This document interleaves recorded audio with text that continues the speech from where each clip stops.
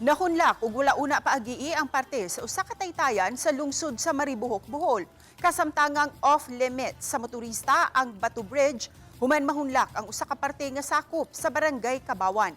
Matod sa mga residente sa lugar, humok ang yuta nga gibarugan sa maong taytayan nga gisugdan ni atong 2024. Gani makita ang liki nga parte niini.